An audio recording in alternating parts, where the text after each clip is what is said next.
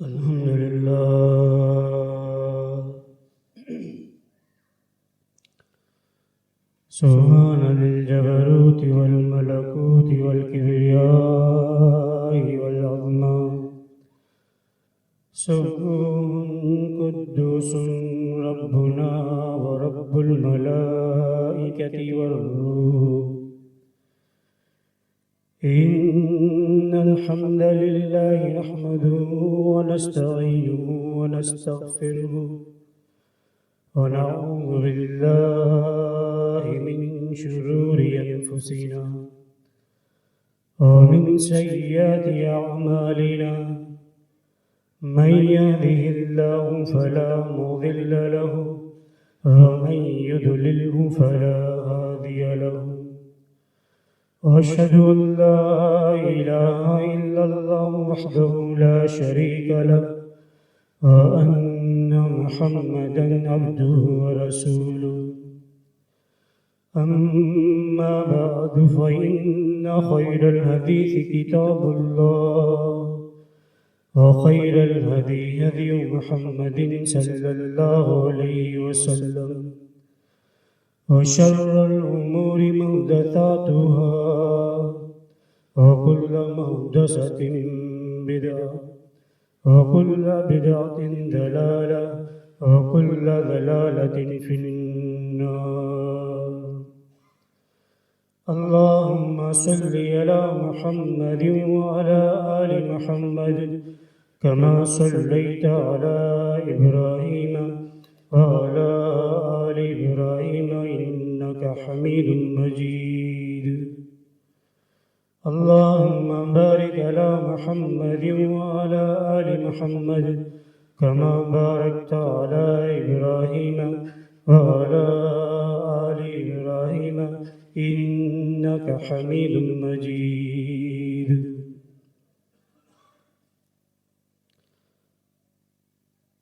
أعوذ بالله السميع العليم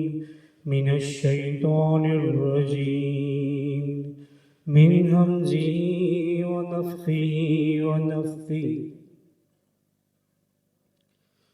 لا تجد قوما يؤمنون بالله واليوم الآخر. سورۃ المجادلہ. اللہ رب العالمین کا ارشاد ہے، اے رسول صلی اللہ علیہ وسلم، آپ ایسی قوم نہیں پائیں گے جو اللہ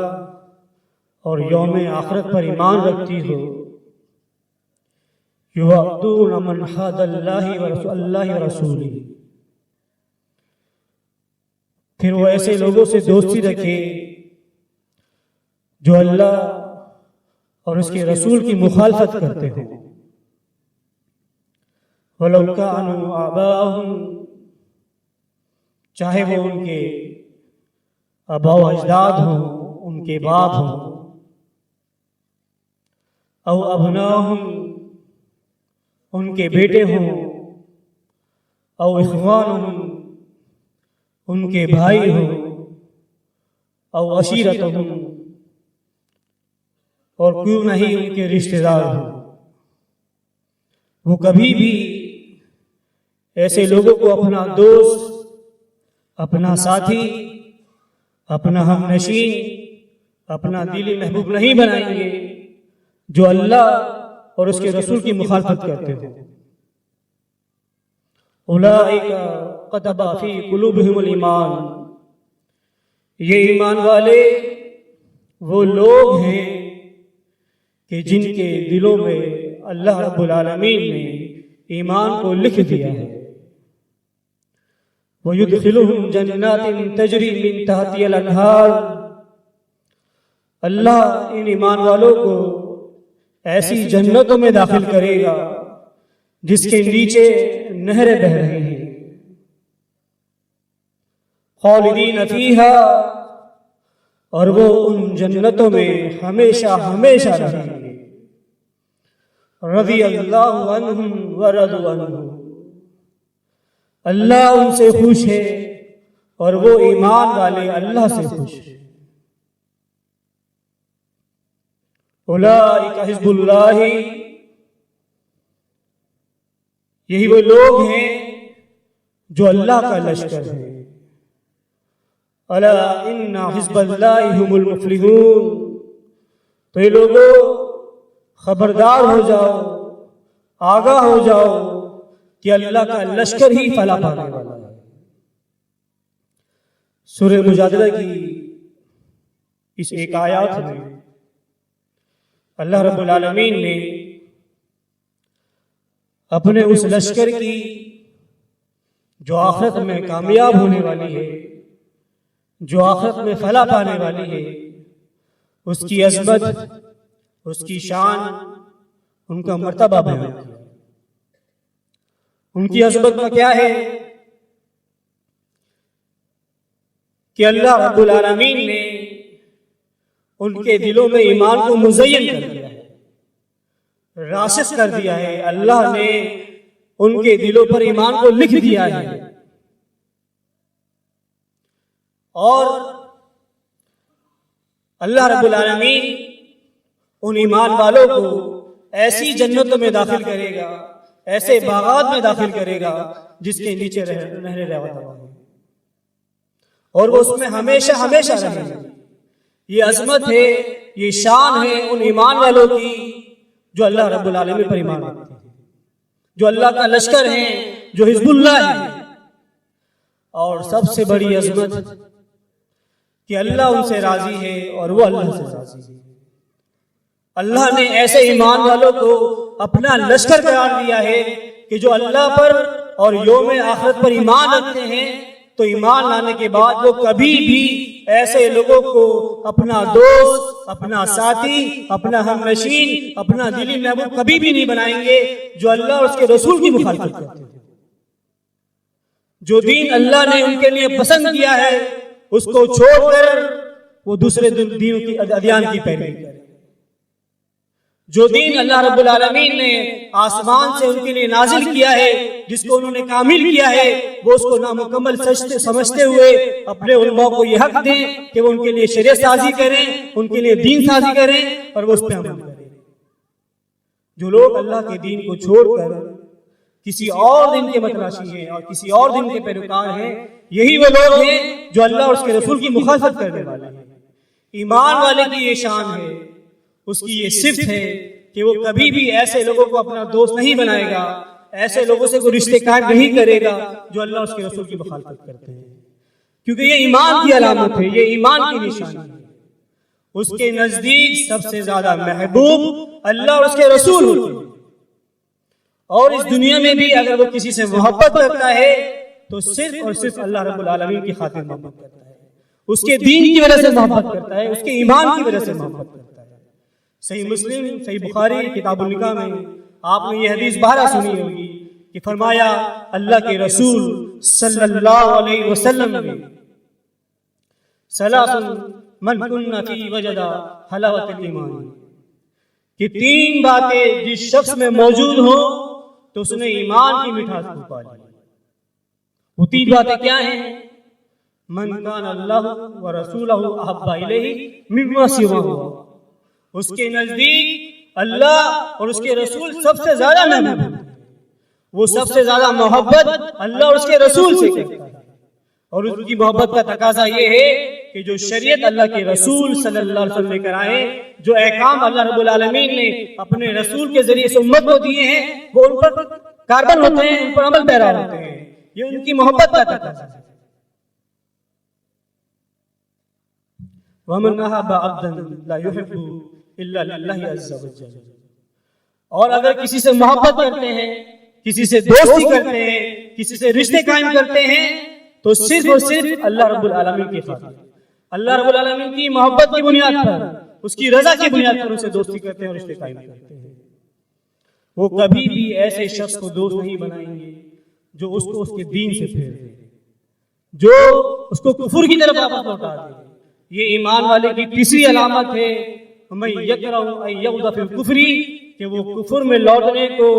اس قدر برا جانتا ہے بعد از انقضاء منہ، کہ جب تک کہ اللہ رب العالمین نے اسے کفر سے نجات دے دی ہو، کما یکرہ ان یلقى فی النار، کہ جتنا برا وہ آگ میں ڈالے جانے کو جاتا ہے. وہ کفر سے اتنی نفرت کرتا ہے, کفر میں لوٹنے کو اتنا برا جانتا ہے, وہ یہ سمجھتا ہے کہ مجھے گویا آگ میں ڈالا جا رہا ہے, کہ جبکہ اللہ نے اس کو ہدایت دی. تو کیسے ممکن ہے کہ وہ ایسے لوگوں کو اپنا دوست بنائے, اپنا ساتھی بنائے, اپنا ہم نشیں بنائے جو اللہ اس کے رسول کی دین کی مخالفت کرتے ہوں. وہ اس بات سے اچھی طرح بخوبی واقف ہوتا ہے کہ اگر میں نے ایسے لوگوں سے دوستی کی, اگر میں نے ایسے لوگوں کی صحبت اختیار کی, ایسے لوگوں کو اپنایا, تو وہ وقت دور نہیں کہ یہ لوگ مجھے میرے دین اسلام سے پھیر کر فرقوں میں واپس لے جائیں گے. لہٰذا وہ کبھی بھی ایسے لوگوں کو دوست نہیں بنائے گا کہ جو اللہ اس کے رسول کی اور ان کے دین کی مخالفت کرتے ہیں. یہی وجہ ہے ابو داؤد اور ترمذی میں صحیح سند کے ساتھ اللہ کے رسول صلی اللہ علیہ وسلم نے ایمان والوں کو تنبیہ کی, انہیں سمجھایا, انہیں نصیحت کی. کیا آپ نے فرمایا الرجل علی الدین خلیل, کہ آدمی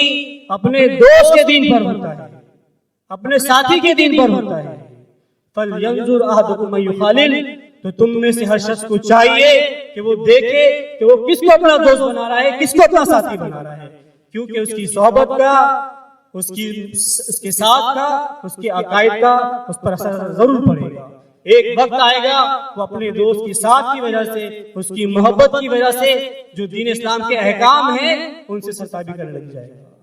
اور پھر وہ کوئی وقت دور نہیں کہ وہ اپنے دوست کی محبت میں, اس کی صحبت کی وجہ سے کہیں ایسا نہ ہو کہ وہ فرقوں میں لوٹ جائے, کفر کی طرف واپس لوٹ جائے. یہ ایمان والے کی علامت ہے کہ جب کبھی بھی وہ کسی انسان سے محبت کرتا ہے تو اس کی محبت کی بنیاد ایمان ہوتی ہے, اللہ رب العالمین ہوتا ہے, اس کا دین ہوتا ہے. وہ کبھی بھی ایسے لوگوں کو دوست نہیں بنائے گا جو اللہ اور اس کے رسول کی دین کی مخالفت کرتے ہیں. آپ اس فرقہ بندی کو کوئی معمولی گناہ نہیں سمجھے. اگر ہم جماعت میں آئے ہیں اور جماعت میں آنے کے بعد بھی اگر ہم یہ سمجھیں کہ یہ کلمہ گو ہے, یہ امت ہے, تو کوئی بات نہیں, یہ موحد ہیں, ان سے رشتہ کرنا جائز ہے. اپنی بیٹیاں ان کو ہم دے دیں یا ان کی بیٹیاں ہم اپنے گھر لے کر آئیں. آپ اس فرقہ بندی کو کوئی معمولی گناہ نہیں سمجھیں, یہ بہت بڑا گناہ ہے اور اتنا عظیم گناہ ہے کہ اللہ رب العالمین نے اس گناہ کی وجہ سے, اس فرقہ بندی کی وجہ سے, جو رحمت للعالمین ہیں, جو امام الانبیاء ہیں, جو شفیع المذنبین ہیں, اللہ کے رسول صلی اللہ علیہ وسلم کا ان سے تعلق ختم کر دیا. آپ نے اپنے رسول کو مخاطب کرتے فرمایا, سورۃ الانعام میں ہے, ان الذین فرقوا ودینہم قالوا شیعا لست منہم فی شیء. اے رسول صلی اللہ علیہ وسلم, جن لوگوں نے اپنے دین کو ٹکڑے ٹکڑے کر دیا, جو فرقوں میں تقسیم ہو گئے, اللہ کے دین کو چھوڑ کر اپنے آباء و اجداد, اپنے علماء کی دین کی پیروی کرنے لگے, لست منہم فی شیء, آپ کا ان سے کوئی تعلق نہیں. آپ سمجھیے اس گناہ کی جو ہے برائی کو, یہ کتنا بڑا گناہ ہے کہ اس شخص کا اللہ کے رسول صلی اللہ علیہ وسلم کوئی تعلق باقی نہ رہتا. پھر اللہ رب العالمین نے کیا فرمایا, انما امر اللہ, ان کا معاملہ اللہ کے ذمہ ہے, ثم ينبئهم بما كانوا يفعلون, اللہ انہیں بتائے گا کہ یہ کیا اعمال کیا کرتے تھے. جو دین اللہ رب العالمین نے پسند کیا ہے, جو اللہ رب العالمین کا پسندیدہ دین ہے, اس کو چھوڑ کر اپنے آباء و اجداد کی دین کی پیروی کرنا, جو دین کامل ہو, جو اللہ رب العالمین نے آسمان سے نازل کیا ہو, اس کو چھوڑ کر خود ساختہ مذاہب کی پیروی کرنا, یہ کوئی معمولی گناہ ہے؟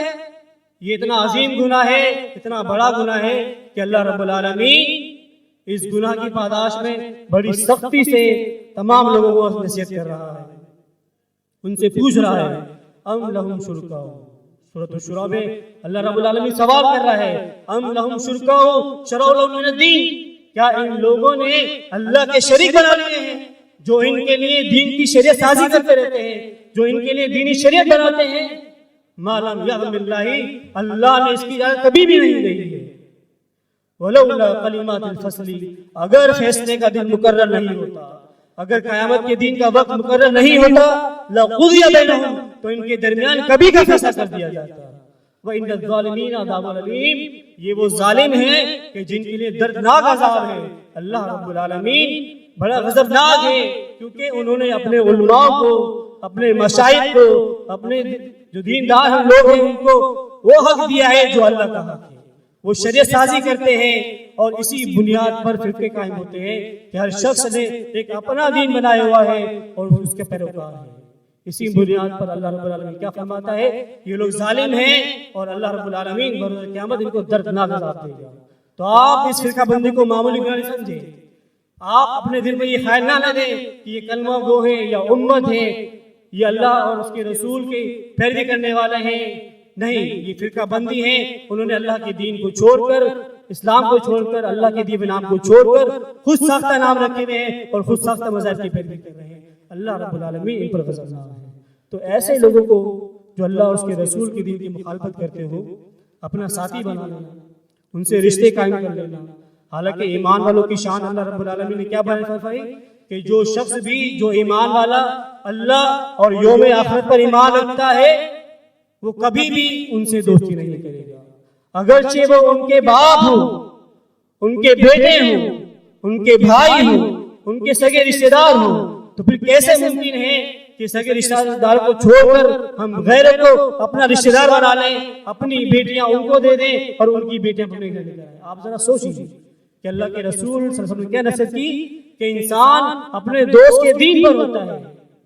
اس کے عقائد کا، اس کے اعمال کا، اس کی صحبت کا اس شخص پر لازمی اثر پڑتا ہے۔ تو پھر ایسے شخص کو زندگی بھر کا ہم سفر بنا لینا، اپنا ساتھی بنا لینا، آپ خود اندازہ کیے کہ ہم اپنے ایمان کا کتنا بڑا نقصان کرنے والے ہیں۔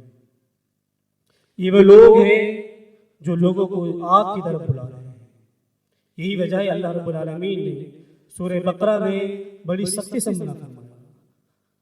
اللہ رب العالمین ارشاد فرماتا ہے سورہ بقرہ میں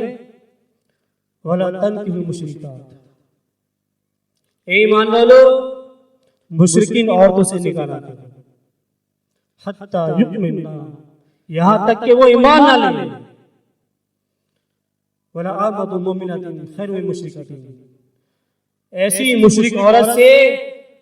لونڈی عورت بہتر ہے جو مومنہ ہو، وَلَوْ أَعْجَبَتْكُمْ، اگرچہ وہ مشرک عورت تمہیں تعجب میں ڈالے، تمہیں اچھی کیوں نہ معلوم ہو، وہ آپ کو تعجب میں کیوں نہ ڈال دے، اس کا تعجب صرف اس کے حسن کی وجہ سے نہیں، ہو سکتا ہے کہ وہ مالدار ہو سکتا ہے کہ وہ اپنے مذہب کی سختی سے پیروکار ہو،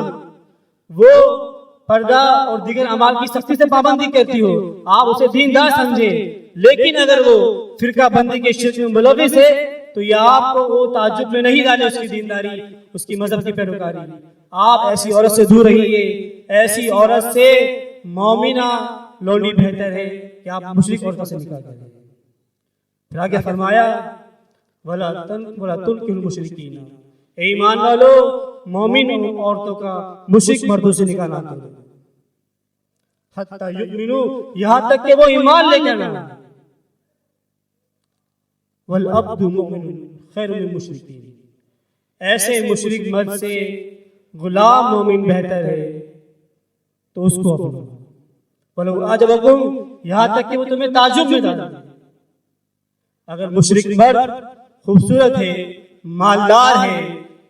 اپنے فرقے کا سختی سے پیروکار ہے، دینداری کا دکھاتا ہے آپ کو، تو وہ چیز آپ کو تعجب میں نہ ڈالے۔ آپ ایسی مومنہ، ایسے مومن غلام سے اپنی بیٹی کو بیاہ دیں جو اللہ اور اس کے رسول کے دین کے پیروکار ہو، جو دین اللہ رب العالمین نے آسمان سے نازل کیا ہے اس چیز کو پیروی کرنے والا ہو، وہ شخص بہتر ہے اگرچہ وہ غلام ہو۔ اولئک یدعون الی النار، یہ مشرکین وہ لوگ ہیں جو لوگوں کو آگ کی طرف بلاتے ہیں، واللہ یدعو الی مغفرۃ، الی جنت والمغفرۃ بالرضا، اللہ رب العالمین تو وہ ہے جو لوگوں کو اپنے حکم سے باذنی لوگوں کو جنت اور اپنی مغفرت کی طرف بلاتا ہے۔ اللہ رب العالمین کی آپ دیکھیے کتنا مہربان ہے، کتنا شفیق ہے، کتنے پیار سے لوگوں کو سمجھا رہا ہے کہ جو مشرکین ہیں، جو فرقہ بندی کے شرک میں ملوث ہیں، یہ لوگوں کو آگ کی طرف بلا رہے ہیں، اور اللہ رب العالمین تمہیں اس کی جنت اور اس کی مغفرت کی طرف بلا رہا ہے اپنے حکم سے۔ تو ہمیں چاہیے کہ ہم جب کبھی بھی کسی کو اپنا دوست بنائیں، اپنا ساتھی بنائیں، ہم نشین بنائیں یا رشتے کرنے جائیں تو اس بات کا دھیان رکھیں کہ وہ ایمان والا ہو، اللہ اور اس کے رسول پر ایمان لانے والا ہو، کسی فرقے کا پیروکار نہ ہو، کسی قسم کے شرک میں ملوث نہ ہو۔ اللہ رب العالمین نے ایمان والوں کو اسی بات کی تنبیہ کی ہے کہ وہ مشرکین میں سے نہ ہو جائے۔ سورہ روم میں اللہ رب العالمین نے ارشاد فرمایا منیبین الیہ، ایمان والو اللہ کی طرف رجوع کرنے والے بن جاؤ، واتقوہ، اور اللہ سے ڈرتے رہو، واقیموا الصلاۃ، اور نماز کو قائم رکھو، ولا تکونوا من المشرکین، ایمان والو تم ان مشرکین میں سے نہیں ہو جانا، ان الذین فرقوا دینہم وقالوا شیعا کل حزب بما لدیہم فریحون، تم ایمان والو ان مشرکین میں سے ہرگز نہیں ہو جانا جنہوں نے اپنے دین کو ٹکڑے ٹکڑے کر ڈالا اور فرقے فرقے بن گئے، اور ہر فرقہ اس میں مگن ہے جو اس کے پاس ہے۔ اللہ رب العالمین نے ایمان والوں کو تنبیہ کی ہے، انہیں سمجھایا ہے کہ ایسے لوگوں میں شامل نہیں ہیں۔ آپ جب کبھی بھی اپنے ہم سفر ساتھی کا انتخاب کرنے جائیں تو آپ دیکھیں کہ وہ اس دین کی پیروکار ہو جو اللہ رب العالمین نے آسمان سے نازل کیا ہے، جو دیندار ہو، جو اللہ اس کے رسول کی اطاعت کرنے والی ہو، جو اللہ اور اس کے رسول کے پیروکار ہو، صحیح دین کے پیروکار ہو۔ یہی وجہ ہے کہ اللہ کے رسول صلی اللہ علیہ وسلم نے فرمایا، صحیح بخاری صحیح مسلم کتاب النکاح میں ہے، تنکح المرأۃ لاربع، کہ عورت سے نکاح 4 باتوں کی وجہ سے کیا جاتا ہے، لمالہا، اس کے مال کی وجہ سے، ولحسبہا، اس کے حسب نسب اس کے خاندان کی وجہ سے، ولجمالہا، اس کے حسن اس کی خوبصورتی کی وجہ سے، ولدینہا، اور چوتھی چیز ہے کہ اس کی دینداری کی وجہ سے عورت سے اس کا نکاح کیا جاتا ہے۔ پھر اللہ کے رسول صلی اللہ علیہ وسلم نے تنبیہ کی، فَأَسْفَرَ بِالذَّاتِ دین، اے لوگو دیندار عورت کو حاصل کرو، دیندار عورت کو ترجیح دو، تربیت ادا کا تمہارے ہاتھ خالق ہو، ایسی عورت کا انتخاب نہ کرنا ہو جو اگرچہ مالدار ہو،